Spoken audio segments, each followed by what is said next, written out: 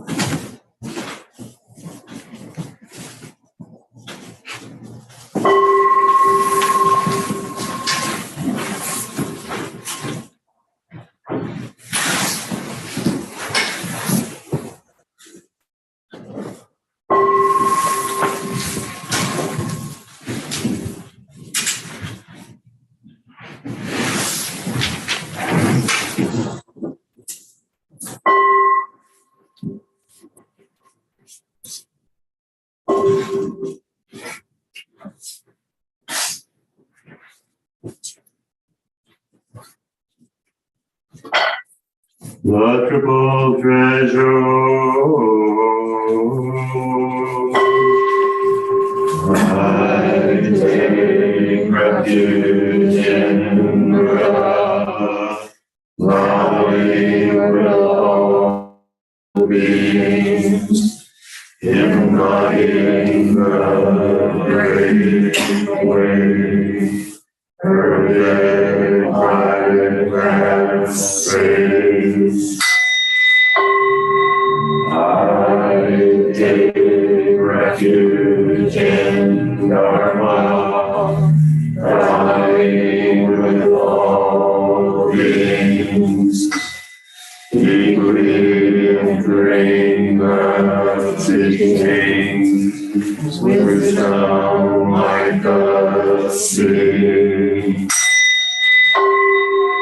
I take refuge in Sangha, dying with all beings, bringing harmony to all, free from every hindrance.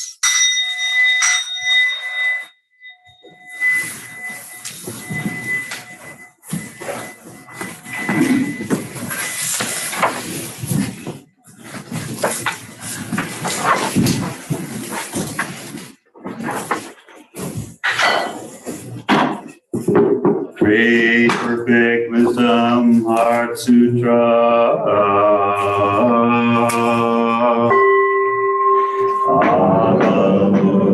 Avalokiteshvara Bodhisattva, when practicing the perfect wisdom, clearly saw that all five aspects of self are empty and thus transcended suffering. Oshari one does not differ from emptiness. Emptiness does not differ from form. Form itself is emptiness. Emptiness itself form. The same is true of feeling, perception, volition, and consciousness. Oshari Buddha, all things are marked by emptiness. They do not arise.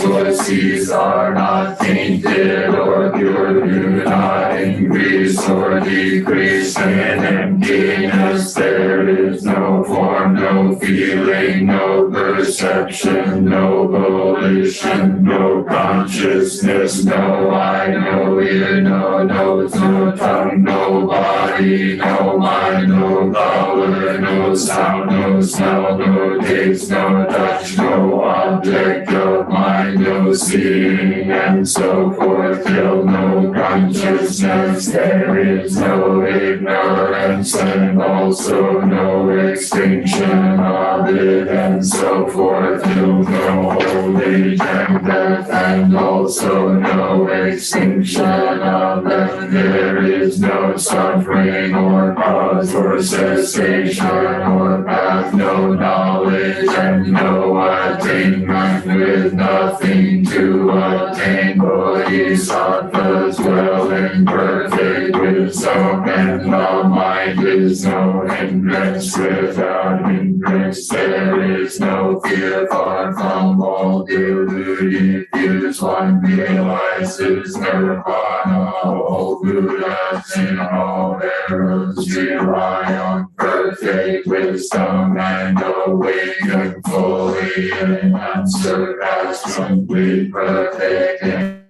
And therefore know that perfect wisdom is the great illuminating truth, the unfailing truth, the fearless truth that relieves all suffering. So proclaim the perfect wisdom mantra that says gone, gone, gone, beyond, gone completely, beyond awakening, fulfilled. Gate, Korin, gate, Parsam, gate, Bodhisattva.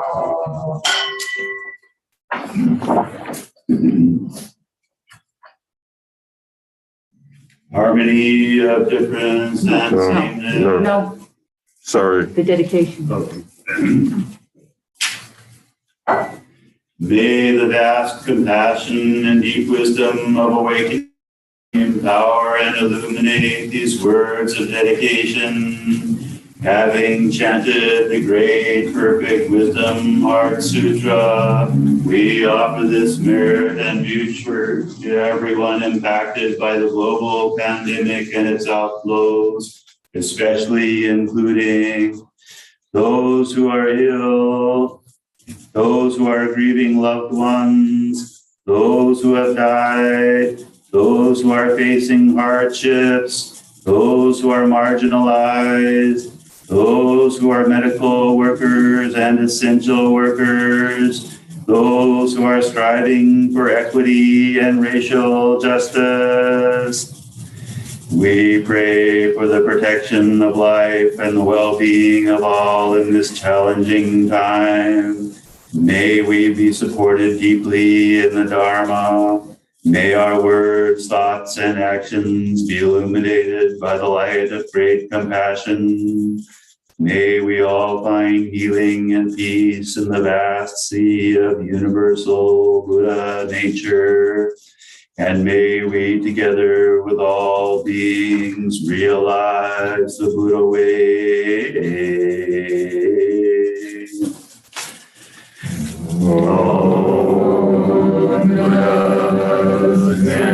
And directions, past, present, and future. All venerable Bodhisattvas, great perfect wisdom beyond wisdom.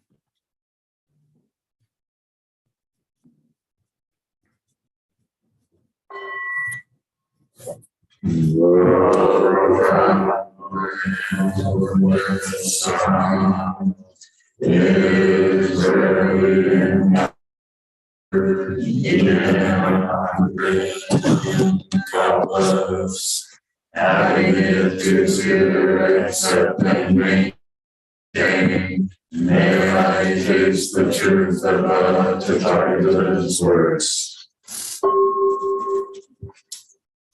Good morning. Good morning.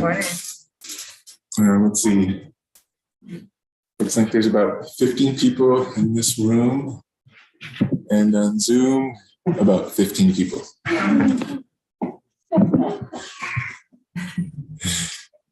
Maybe 16 people in this room.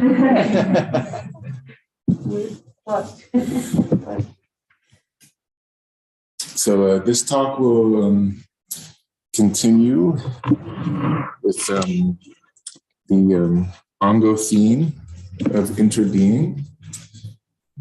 So how is the practice and life of interbeing?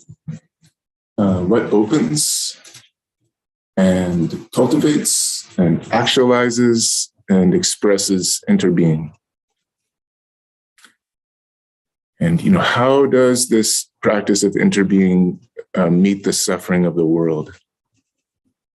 The great suffering happening right now in Ukraine, the suffering happening here in this room, in this person.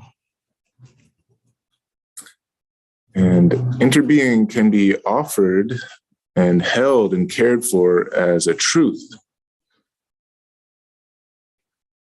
And then there's separate being. Separate being as a delusion, as a false appearance or a false play.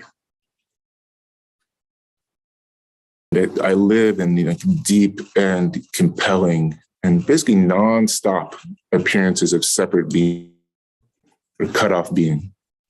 And this delusion is woven deeply into my perceptions, my interpretations, my views, my stories, my reactivity.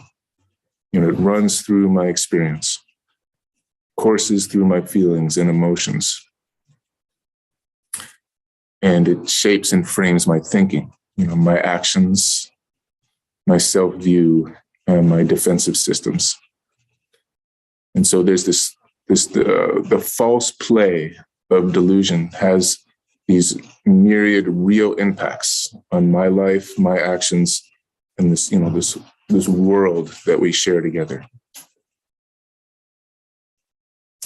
And opening to the truth of interbeing happens through the gate of working with the delusion of separate being and its elaborations. So the practice of interbeing is finding a true play of awakening. Separate being is the root of a world of suffering. And believing, experiencing, feeling consciously or unconsciously that I'm separate or isolated or alone. And I might reach out to grasp at some sense of connection, to alleviate this sense of suffering or aloneness, some real bridge between this separate being and the world or others or anything. But real connection or the deep connection or interbeing is ungraspable, and it's already fully present. I recently heard a characterization of addiction as a progressive narrowing of the things that bring pleasure. And then the person who said this said, and the thought had occurred to them that enlightenment is then a progressive expansion of the things that bring you pleasure.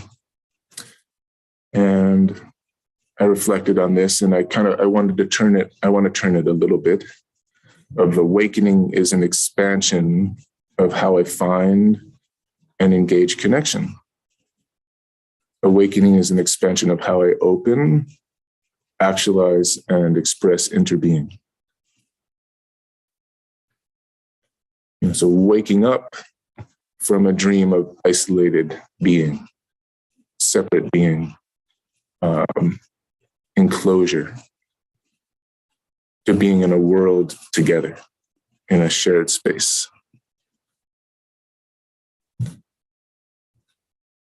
And so awakening is expanding and deepening what actualizes interbeing, or a truth of belonging in this world. In this inquiry, like, am I here for connection, for relationality, or for isolation?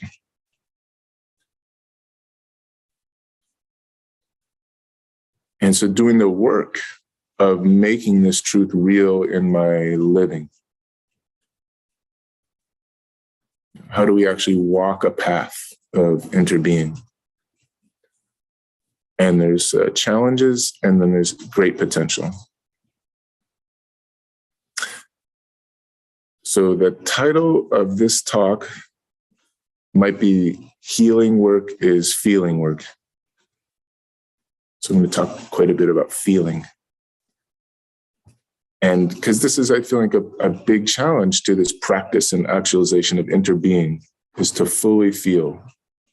One of the things that can be hard is to fully feel, what I don't want to feel, what I've learned not to feel or avoid feeling. Feeling what? So what's here? What are the points of tightness, the closed off places or patterns of holding? Where do I not feel okay or inadequate or not enough or small or reduced or insecure?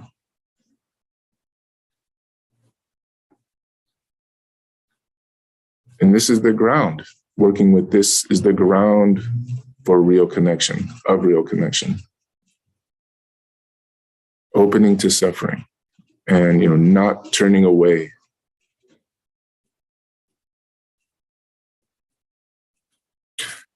So feeling in and through pain and fear, anxiety, worry, hurt, wounding, trauma, holding, grasping, numbness, suppression, forgetting.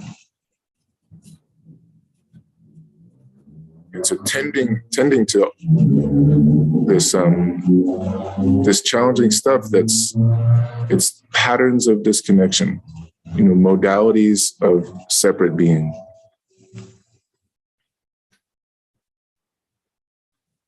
And so I've been shaped in coming into being in this world. I've been shaped by my DNA and my karma and how I was raised and the culture in which I've been raised in. I've been shaped by myriad patterns of disconnection.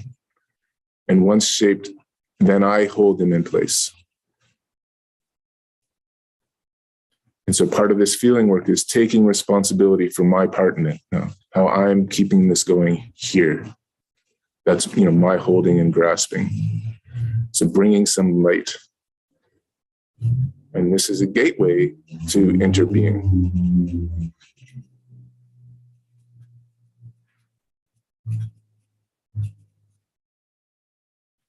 I don't realize interbeing apart from these ways that I've been shaped.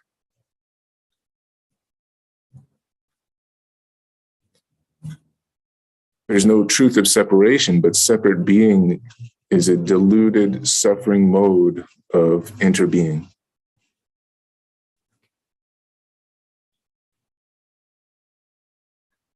And the process of healing, the separation, this disconnection, this disintegration is, it's a coming into relationship. It's a process of connection, inclusion, and integration. And I see this feeling, or this feeling work, as a form of unconditional love. And Lama Rod Owens, he writes, I understand conditional love to be violence. And he talks about how we become comfortable with conditional love basically because it's what we come to know. And unconditional love invites us to be expansive. And he talks about how this can hurt. And he says it could be like, opening the door to a closet or a room that's been closed for a long time. And when the door is open, there might be a lot of pain in there. But I live, or I stay in isolation and disconnection till I'm ready to pass through this pain. This process of intimacy, of feeling work, of feeling through my deepest hurt places and deepest points of holding. Somewhere, I think I heard a Zen phrase that's released 10,000 years. I couldn't find it, so maybe I made it up. But I think it's pretty good. So release 10,000 years. So like ancient holding, ancient entanglements, thousands of years of karma, of familial and cultural conditioning, of actions shaping beings, shaping actions, shaping beings. And this in early Buddhism, there's this wheel of dependent arising. And that's part of one of the teachings invoked in the Heart Sutra, starts with ignorance and ends with old age and death. And it goes round and round. This is the dependent arising of suffering. Like delusion conditioning experience, conditioning reactivity, conditioning unskillful actions, conditioning more delusion, conditioning more suffering, round and round. Within and between and across, myriad generations. So right here, there's long histories and lineages, converging on this moment of just my life, of me being me. Suffering getting passed down, stuck places, holding, deep tightness getting passed down. And so healing work is feeling work, healing 10,000 years, transforming 10,000 years.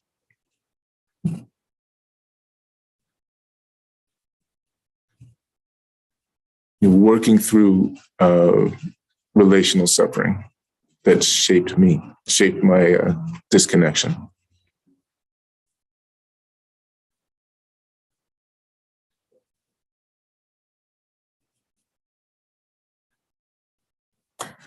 So this is interbeing right here. And so am I here to soften, to open to this manifestation of interbeing?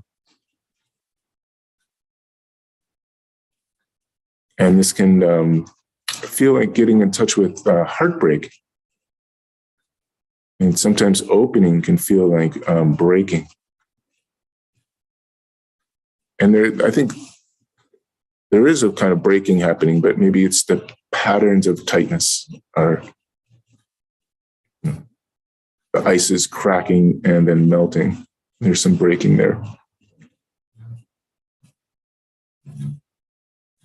So this is a gate of heartbreak, of grief, feeling work, allowing my suffering, to be really clear, especially the suffering I've wanted to disown or get away from.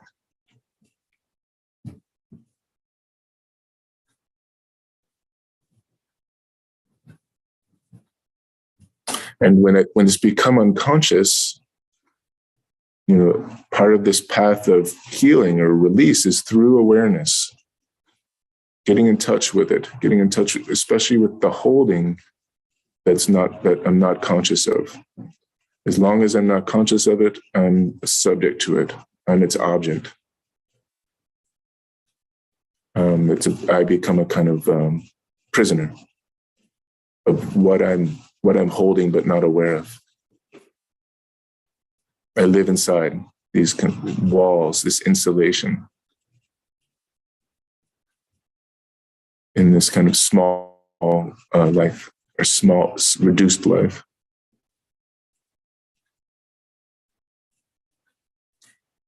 Korin Ejo, who was the kind of successor of Dogen that we recite as part of our lineage,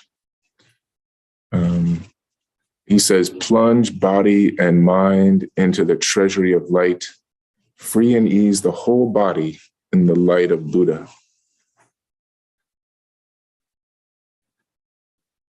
So plunge into a treasury of light, or a womb of light, or illumination. And I'm hearing this as kind of deep trust in feeling work, in presence, and grasping and holding, releasing into openness. Right? Dropping off body and mind. Dropping off body and mind of grasping, or like snow melting.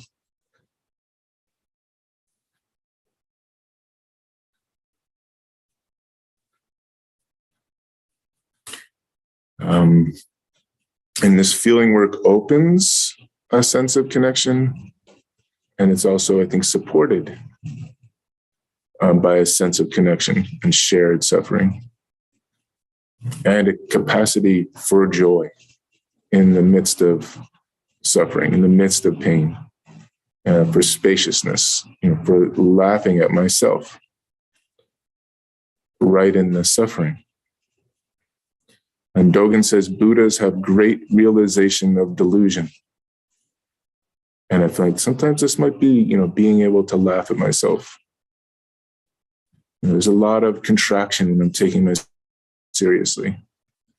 So how open room for play and spaciousness.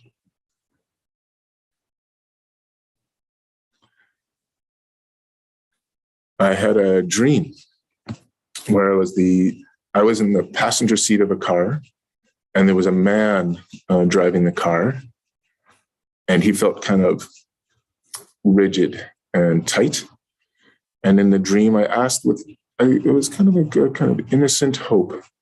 Can I put on the Volcano Suns? The Volcano Suns, they were a band. They're an actual band, not just a dream band that I liked in college in the 1980s. And the man in the driver's seat kind of gravely nodded his head and said, no.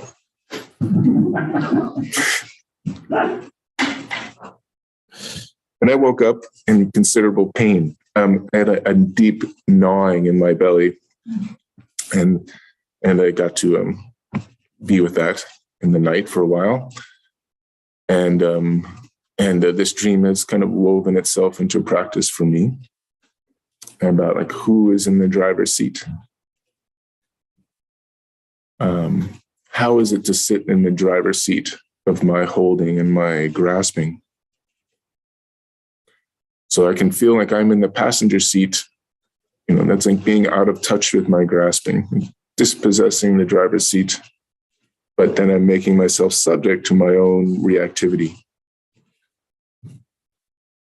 So Jiaozhou says, you are used by the 24 hours. I use the 24 hours.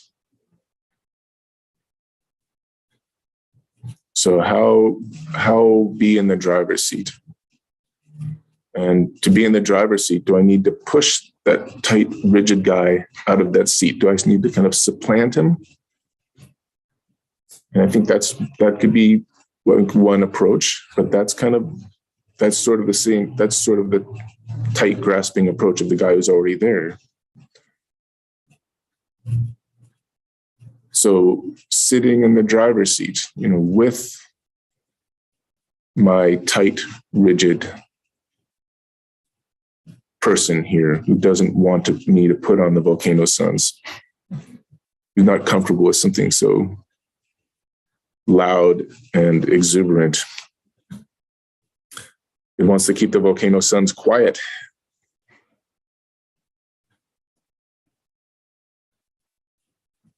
It doesn't want like hot lava flowing around. It doesn't want burning pain around. Can we just not have the burning pain around? So am I driving the car? Is my karma driving the car? So sitting in the driver's seat of my holding, like owning the whole body of grasping.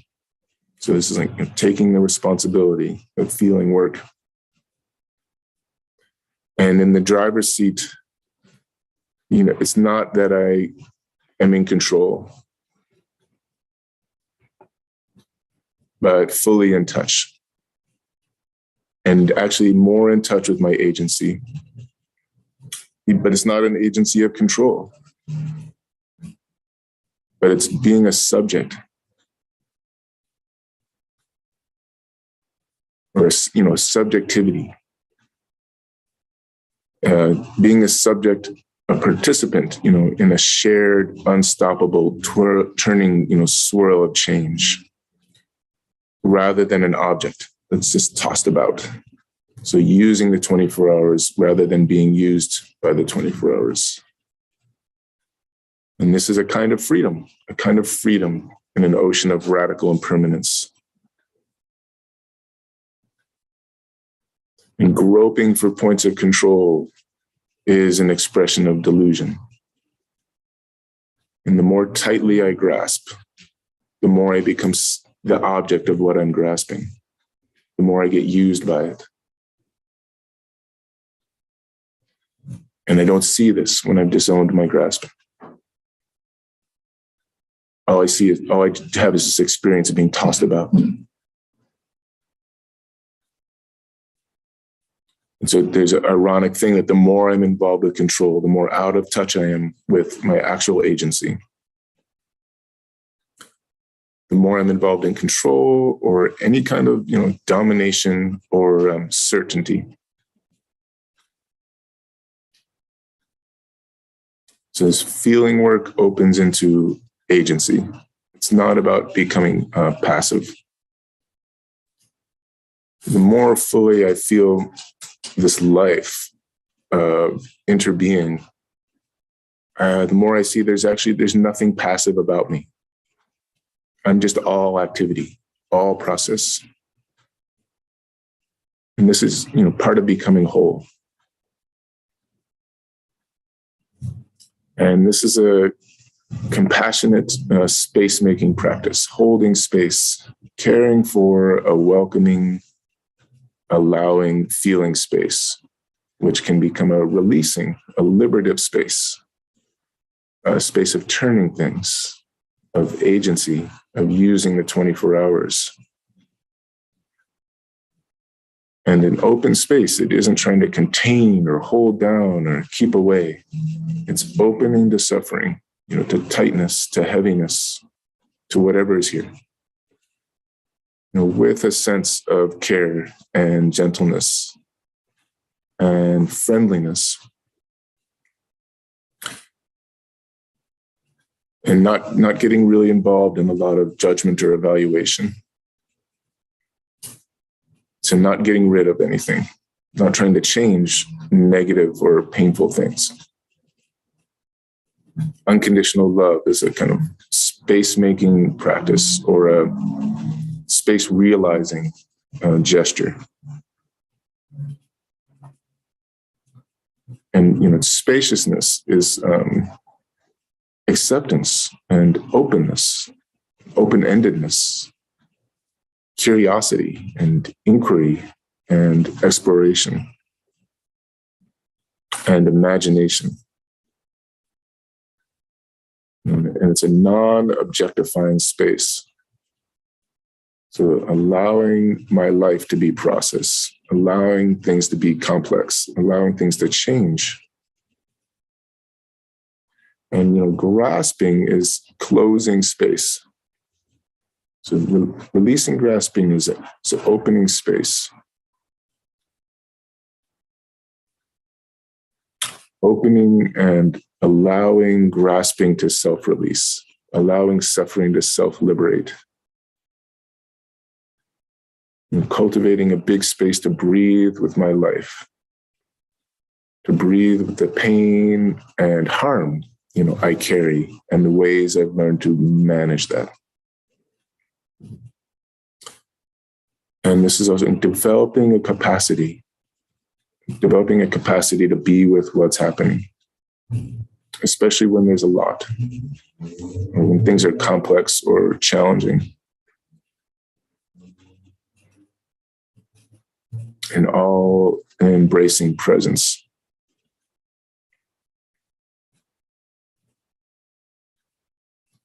And this spaciousness is inherent to interbeing. It's just my grasping that makes things seem cramped or closed or thing-like.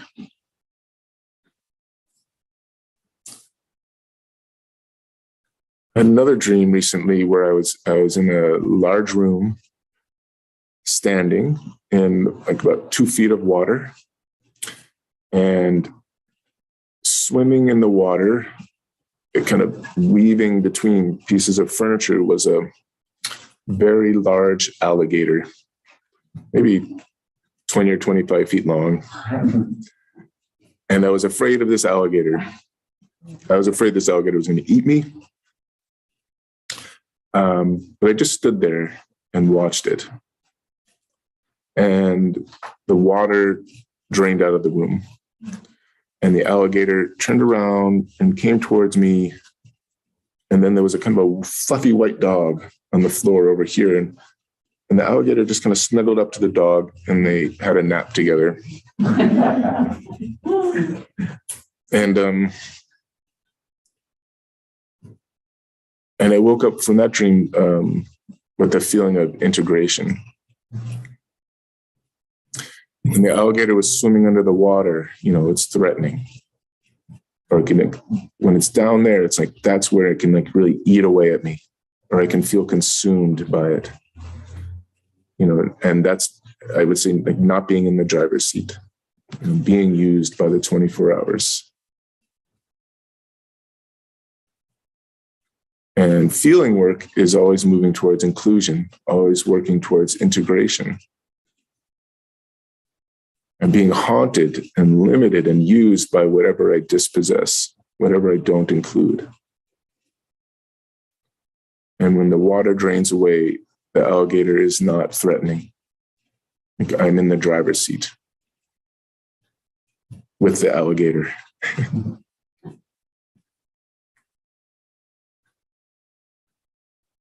So feeling work as integrated practice, or working towards an undivided life. And it's not that the alligator goes away. And I don't get rid of the alligator. And it's like this thing I talked about a year ago, kintsugi. And so repairing broken ceramics with gold lacquer. So rather than covering over or disguising the cracks, the cracks are highlighted almost with this gold lacquer. The history of the brokenness and the restoration are visible, are acknowledged, are included. And we can experience this on a personal level, also an interpersonal level, also sociocultural level. And this is like, part of releasing 10,000 years.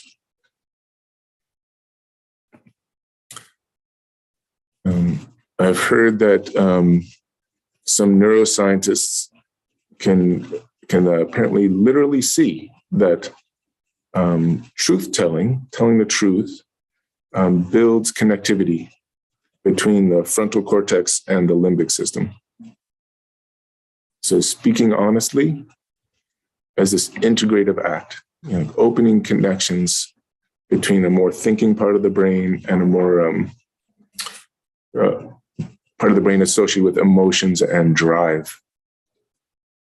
So they can see this happening.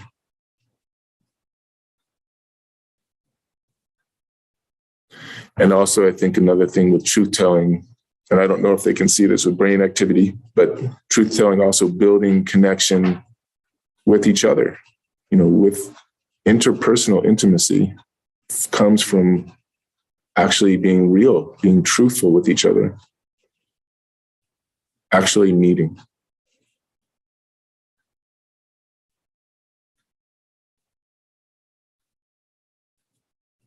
And so this intimacy, building a kind of interpersonal integration,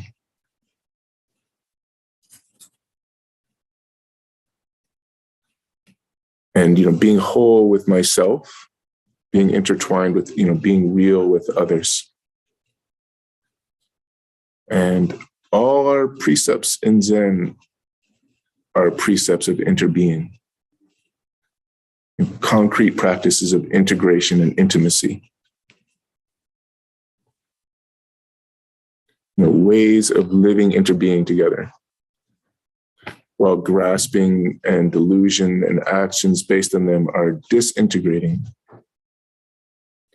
And the paramitas of the perfections, likewise, paramitas of interbeing.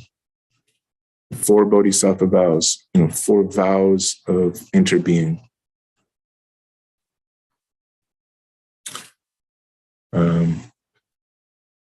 Feeling work is undoing. It's an undoing which opens into new modalities of doing, of released doing, and doing in a radical relationality. And so when I make enough space for my own suffering, I can start to let the suffering of others in.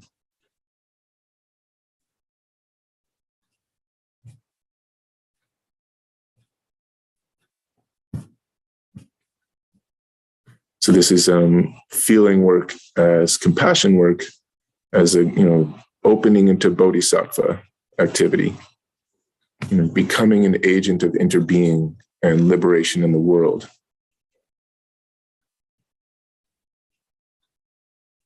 Being in touch with my suffering, my grief, my overwhelm, fear, wounding. This is vital to how I will open to the suffering of others in the world and be a part of release and meeting that suffering. I'm never alone in my suffering. Suffering is the delusion that I'm alone.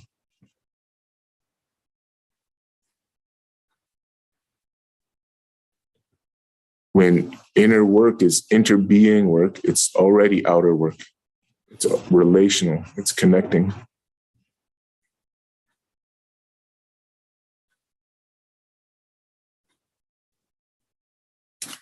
Separate being can be a toxic individualism that's a ground for great harm, like a recipe for disaster. And interbeing is affirming a responsibility and an agency where there's no control, but everything makes a difference. Nothing's happening in a vacuum. Nothing exists in isolation.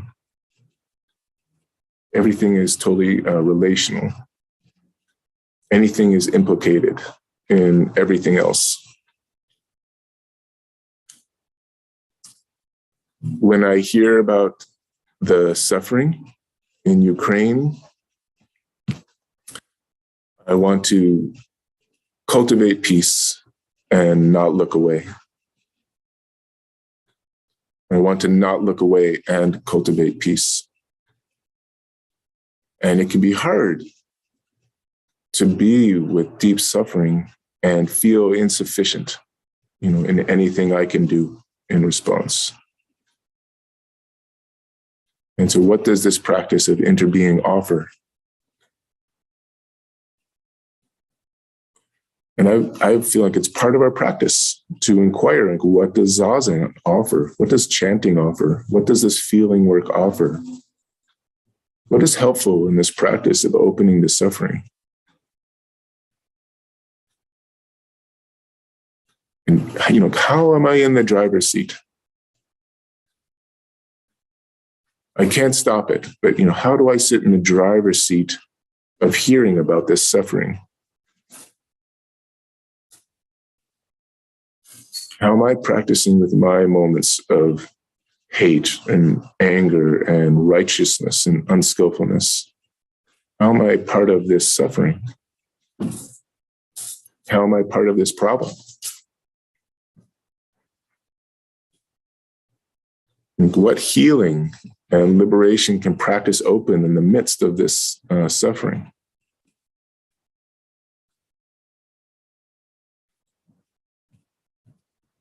Is Zazen ever about, something else? An offering to the suffering of the world. And an offering where, we're not trying to get something out of it. And interrupting the disaster is based on this deep care, deep healing work, deep feeling work of interbeing, of intimacy, integration, connection, and meeting self and other in the midst of these appearances of separate being. And this uncomfortable work is an inescapable piece of transforming suffering. And opening a space where suffering can metabolize into something alive, whole, and free.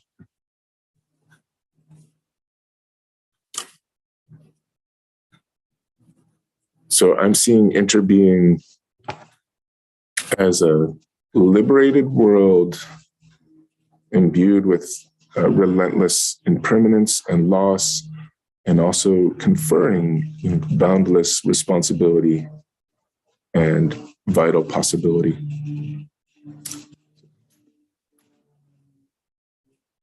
Thank you very much.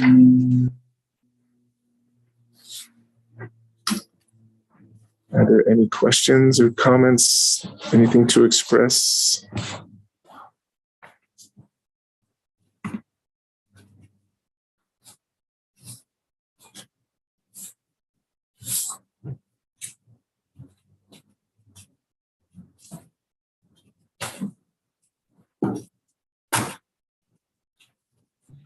You mean?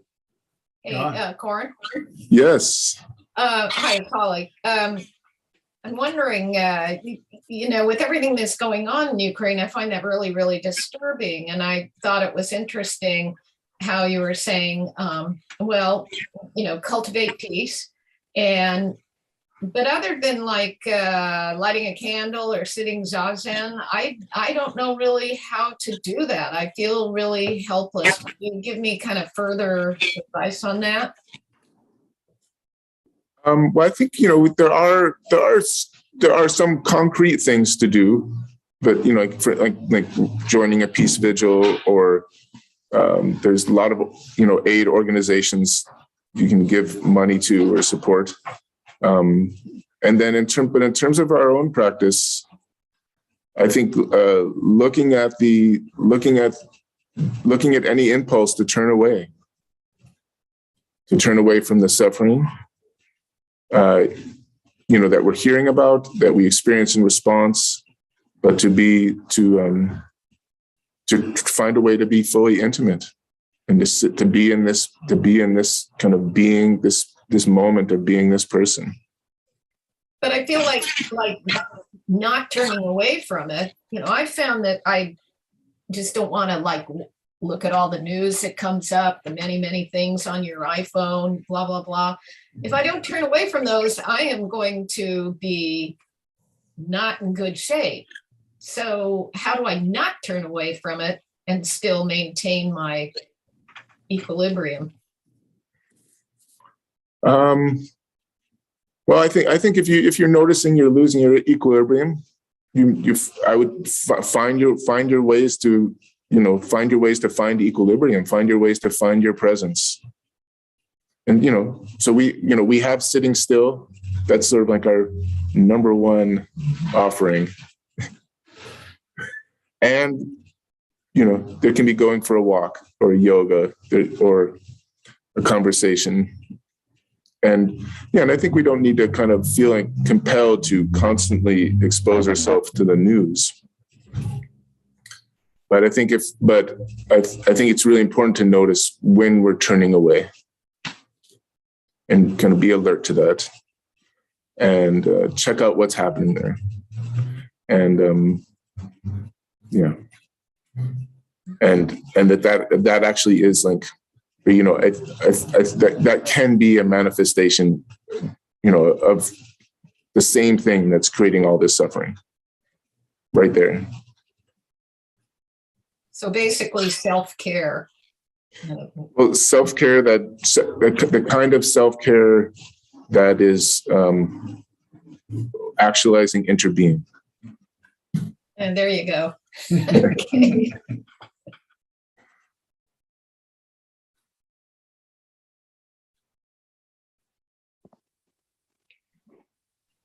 Peggy.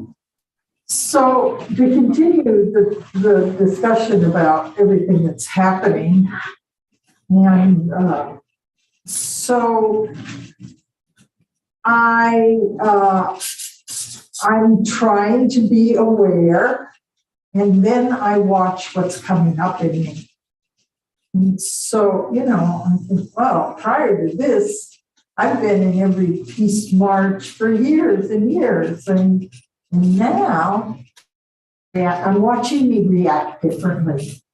Suddenly, I'm thinking, why aren't we sending more arms? That's a real difference. Where do I stand with that?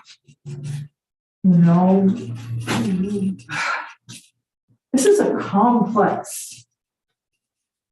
There's not an easy answer here. Right now, all I'm doing is watching that come up.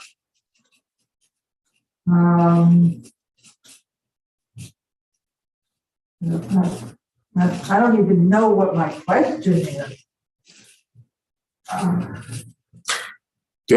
think watch it come up, and feel it come up, and be as intimate with whole body and mind when it's coming up, and what and again, like I think especially attuning to like holding or grasping what's coming up, what's shaping what's coming up, how come it's coming up the way it's coming up, and to start feeling into the to the whole body of grasping. So what does Buddhism say? I mean, Buddhism is not into violence. But I'm not sure wiping out an entire country and just stand by and say, oh, well. Yeah, no, I It's don't. not that simple, I know. Yeah, yeah. Because there's consequences. I mean, I look at all the causes and conditions in Russia. But I guess, what does Buddhism say about this? Oh, well, many things. I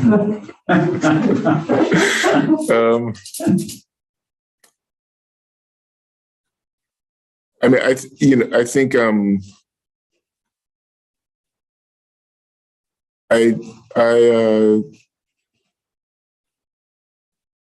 I don't think it's necessarily that cultivating peace is becoming passive, right? That's not how I see cultivating peace. And I don't know. We have our precept of not killing, and sometimes doing nothing is breaking that precept, right? So again, like looking for how am I connected to this suffering? How am I connecting to these activities of killing? What can I do? How can I see my way to like addressing what's leading to these actions of killing? And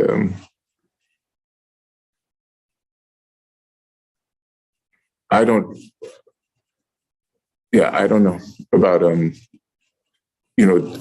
terms of like the actual political choices being made. I think I don't necessarily feel like there's a simple one-to-one correlation between the precepts and those things, or some of those choices. Some of them seem like clearly breaking the precepts, but there can be. I think there can be forms of self-defense that are in line with the precepts, or defending the weak or the innocent or the unarmed. Or I think that can be part of that precept.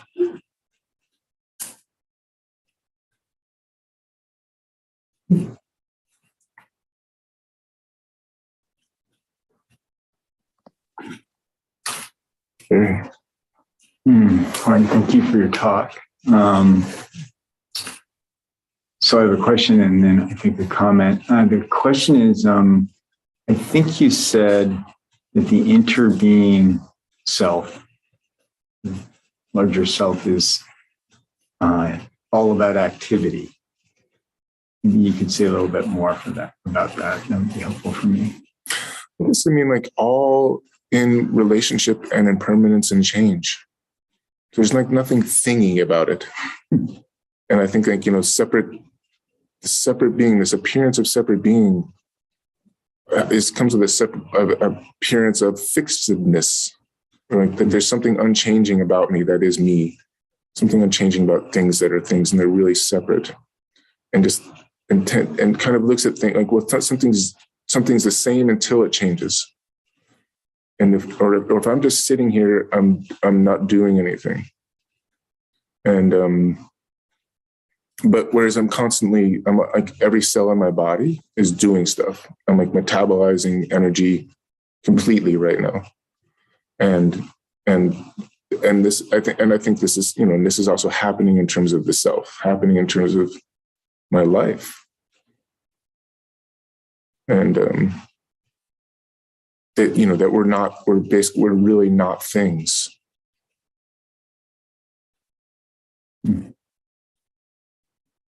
Thank you. That's very helpful.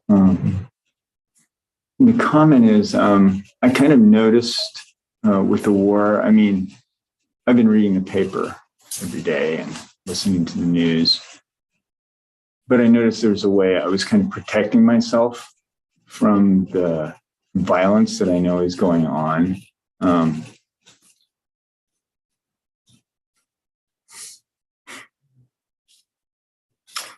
And then a couple of days ago, there was a picture of a woman and her son and her daughter who had been killed by Russian mortars trying to evacuate. And her husband had been away tending to his sick mother. They had a picture of him holding up her coat.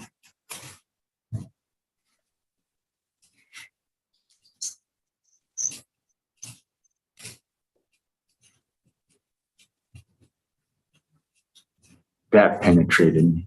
Mm-hmm.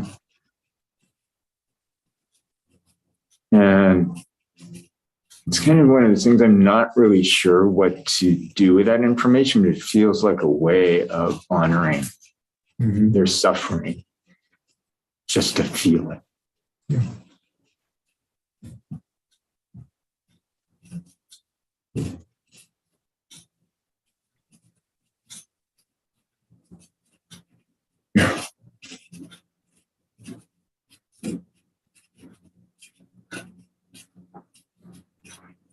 Thank you.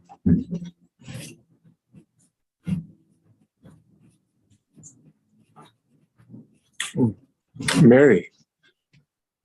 Thank you. I don't know how to use that little hand, so I raised my hand. Words. I'm thinking even the smallest, let's just go to some kind of small, which is maybe a cell. And it has walls. Cells have walls. And I don't know what are the particle atoms or whatever. I think that within all of those are some sense of inside and some sense of outside, that there is a container to identify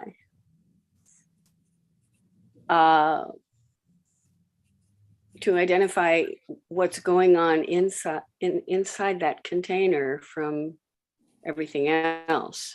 And that goes, so if we take that occurs in the very smallest particles I can think of, up to beyond the universe,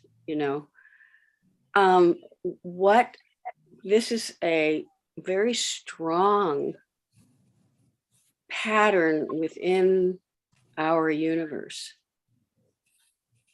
of inside, outside, very strong. And I wondered if you can talk about that a little bit, just in terms of how it relates to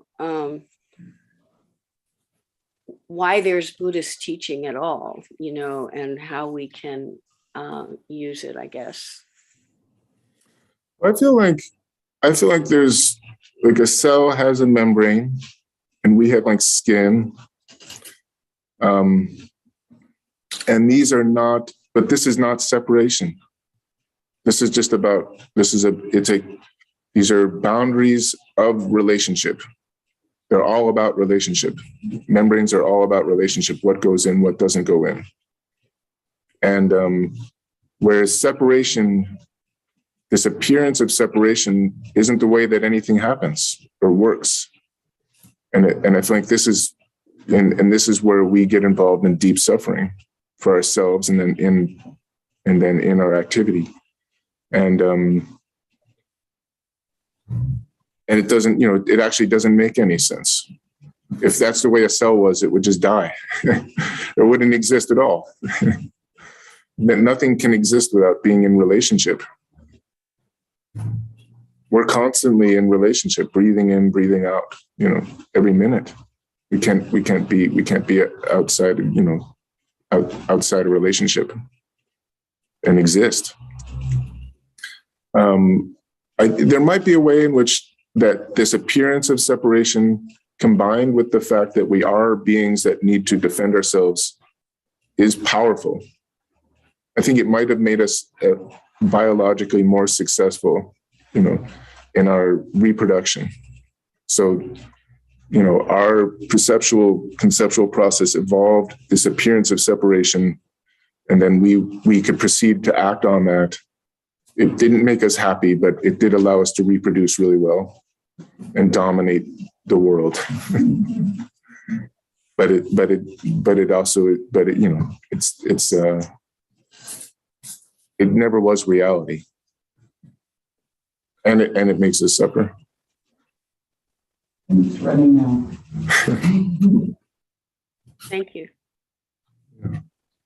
Edme. So I like very much what you said about something like releasing for 10,000 years, because I think right now myself, when I watch the news, I can sense what's in my body. So that's right now. I can give money to charity and so on. But when I think about connectedness and interbeing and think about someone like Putin who represents the evil in me, I can relate to that. So the 10,000 years give me a sense of, okay, I can have patience and opening on each moment so that, you know, I'm sort of not maybe progressing toward that. And what I heard from a teacher about compassion helped me is that when there's nothing we can do, the fact that we turn to suffering help us to always be open to the next thing that we can do. So I find that helpful. So, but thank you for your talk. It was absolutely wonderful talk. Thank you. Yeah, I feel like the delusion of separateness puts us out of touch with our agency. That we're constantly making a difference in the world.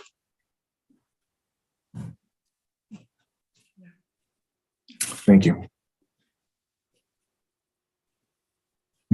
Rob, you have a question? Comment? No, okay. Thank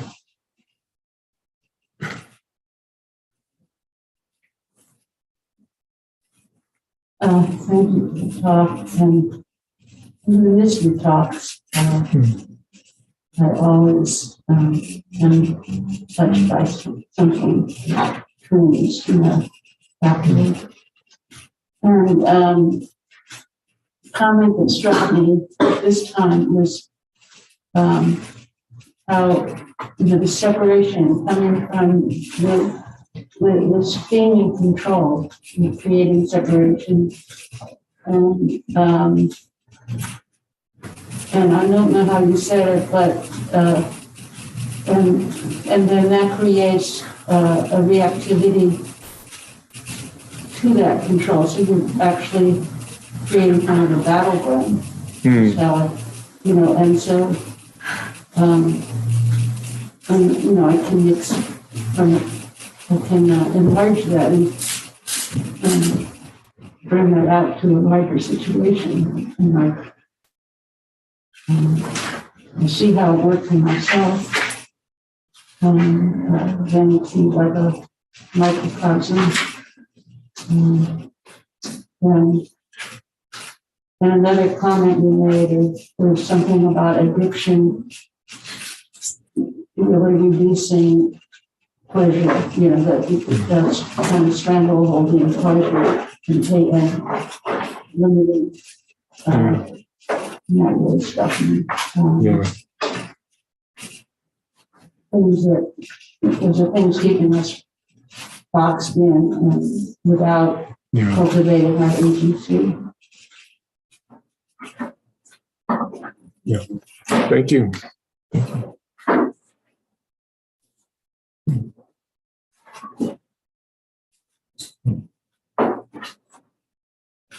Oh, well, we better stop. It's 11:40.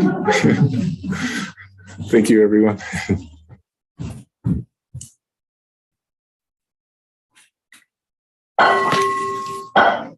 For great Bodhisattva Names are numberless. Heart bound with them. Delusions are inexhaustible. I vow to end them. Dharma gates are infinite. I vow to enter them. The world is boundless. I vow to realize it.